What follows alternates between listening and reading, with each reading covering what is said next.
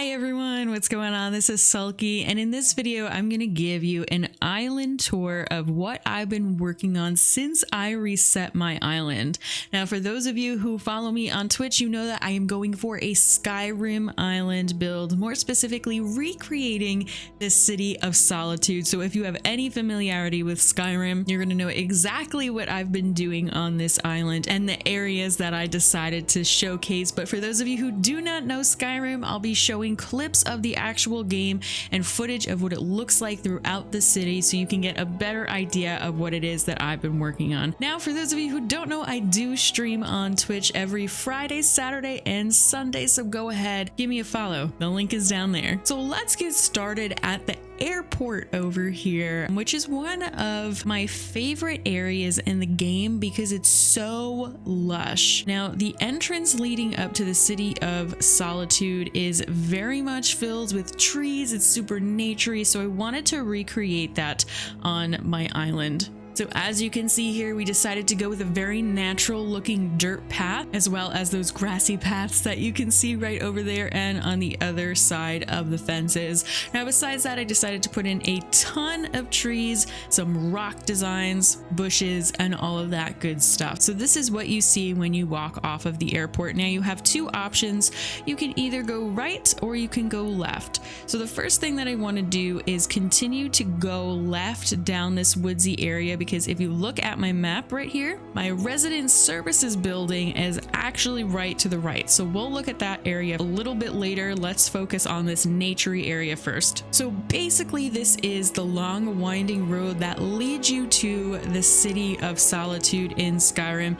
And when you're on your way there, sometimes you can encounter the Khajiits, who are merchants that lay out some tents outside of the cities in Skyrim. And as you can see here, I used this tremendous rug right here that actually cost about 20 custom design slots, but I figured it's okay since we just got the added 50 with the update, so I really don't mind it at all. But if you look over here, you can see that it is certainly taking up a lot of room, but it's honestly one of the most unique rugs that I found in the game, so I had to incorporate it, and I felt like it went really well with the Khajiits theme, so I decided to do this underneath some of their tents. Now, the other thing that I did, and I mentioned this in a previous video, if you ever wanted to keep Blathers in his tent, so go ahead and check it up there. But what I decided to do was keep Blathers in his tent permanently, meaning I can never upgrade to the museum and I can't donate anything to him. But I kept it like this because it's a more Skyrim feel to it. Skyrim is pretty medieval in that there really aren't too many modern looking things in the game. So I decided to keep the museum as a tent and just use it as an extension to the Khajiit area. So that's why that is there. So overall, I really like this area. I think it turned out great. I love how it looks like there's someone selling things here in the background. We can see this squid and it just looks pretty lived in. We have the drums, we have the little campfire so they can eat. And in the front, we have some barrels with a flag and a katana as well. And I just really like how it came out so natural like this. In the background, you can see some cliffs with a little waterfall. Skyrim is super mountainous, so I wanted to incorporate as many cliffs as possible in it. We'll see more of the cliffside area once we go over to where Res Services is, but for now, I love that you can kind of see it peeking in the distance there, and you can see some bushes on it as well. It's just super lush and naturey. Now, if you continue walking, I just have a little waterfall over here. You could see a little skull on the cliff, and just more of those trees and grassy and sandy custom design paths. And haven't really worked on this area too much because this is where I'm going to start to actually build the city. And as you can see, Solitude uses a lot of stone in their building. So what I'm probably going to do is incorporate some panels with some nice custom design stones. Right now in my inventory, I have this in it that I plan on using for some of the buildings in Solitude, as well as this, because there are some buildings that aren't made out of stone in Solitude, so I figured I'd use that for that. And then I got this stony custom design as well as this one that has the vine on it, and I love how old and historical it makes it look by adding that ivy in there. But yeah, so that's where the start of it is going to be. I also want to point out one more thing before we leave this area, because that's as far as I've gotten on this side of the map. But if you can look right here, it looks like we have a little dragon in the distance ready to make its way down to where your character is standing. One of the big things about Skyrim is that dragons have come back and are overtaking the skies, so it's natural that while you're venturing through the woods of Skyrim that you might in fact stumble upon a dragon. So I figured I'd use some of the fossils, especially since I can't donate them to Blathers, and make some little dragon-like figures looking like they're flying in the air. So I thought that that was a really neat touch. Now let's go back this way so we can see what was on the other side of the path. So we have more woods here. We have more of those water features going on. And right here we have res services. If I could, I would have left res services as a dirt patch, but unfortunately I couldn't. It needed to be upgraded, so that's what I did. And over here you can see that this is actually the flag of Solitude. Someone did a really great job designing this flag, so I had to incorporate it. And as I was talking about before, you can see those cliffs in the distance. Like I said, you would see them when we got to res services. So I just love how naturey all of it looks. Now, when you get over here, I'm actually going to update these paths. Right now, this is the dirt path that comes with the game. I'm gonna transfer it over and use this dirt path instead over here. But when I was first designing, what I essentially did was put the sand path down and then put a green grass path around it, but you can see those little disconnects in the ground, which I don't really like too much. So luckily I was able to find this sand path right here and it kind of worked out in my favor. So that will be updated, but regardless, it still looks pretty good right now. And what we have over here are these Solitude barns. As you can tell, excuse me, Harv, what we have right here is actually a stable. And essentially what I did is put two panels that have a horse custom design on them, and then to make sure that the panel wasn't doubled and that there'd be a horse at the top and at the bottom of the panel, I put a brick fireplace in front of it and then put an apple and a bucket on it to make it look like the horses were eating. And that was just a really cool custom design. This is the wood that I had showcased before. I might use some of this in the city as well, but this is just to give the home that's placed here, this is Tucker's home, I believe, more ability to match. Some of the homes in this game don't really match what I'm going for, so the best way to try and fix that is to put panels in front of it. And just to round it out, I did put a stall over here just to make it look a little more realistic. Now over here we have Winnie's house. This is just one of the homes that you can find when you get to that barn area of Solitude. And then of course we have a silo over there, but this is our little area for you to buy a horse if you wanted to. That's one of the main things that you can do before entering a city, is check out what kind of horses they have in the stable and potentially purchase one. And before we move on, this just reminded me talking about how Winnie and Tucker live here. Let's take a look at the villagers that I have on my island. So we've done a bit of villager hunting, and so far we've been able to successfully hunt for Nox, Drago, Tucker, Sterling, Winnie, and Dobie. Those are going to be permanent residents of Solitude, and I'll get into that in a second. But we do need to kick out Rhonda, Cherie, and O'Hare. And right now I'm actually doing a villager hunt for Vic. Now I'm trying to gather in animals that kind of resemble Skyrim characters or animals that you would find in the game. Nox is going to be our Imperial soldier because he is dressed like a knight and he is wearing red, which is the color of the Imperials.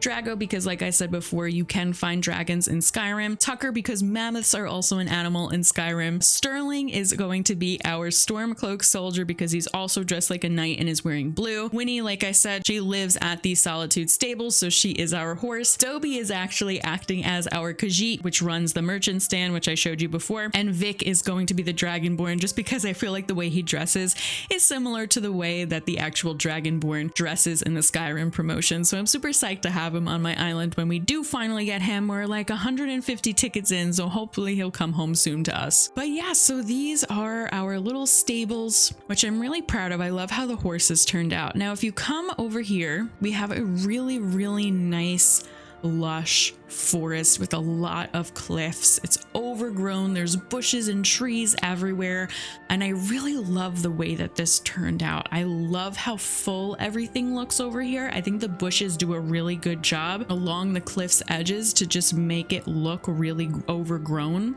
We do have a little incline here because the area that Solitude Stables is around is super hilly. And it's actually one of the things you walk up to find the Solitude Docks. So you actually walk down a set of stairs that leads you to the Solitude Docks.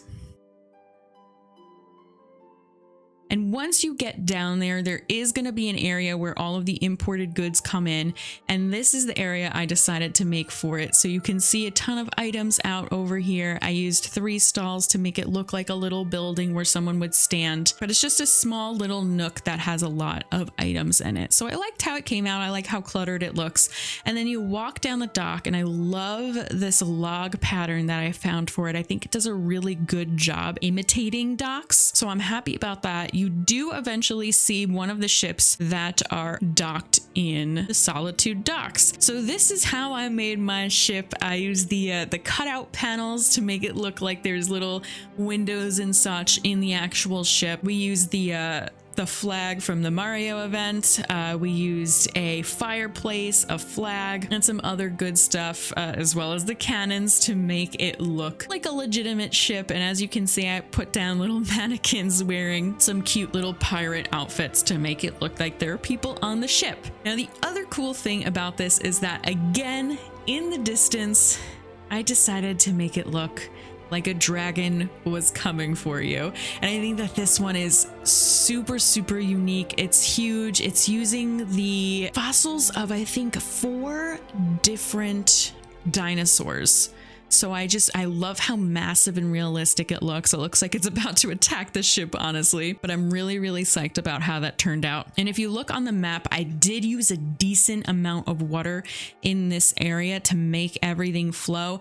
But what's cool about the City of Solitude is that there's so much water surrounding it. And what I plan to do is row B, that's right here, is make that the entire city. All of the other space on my map is essentially used up at this point. So I think I did a good job with the usage of space, making sure that everything has room. But right now, as you can see, my beaches are pretty messy.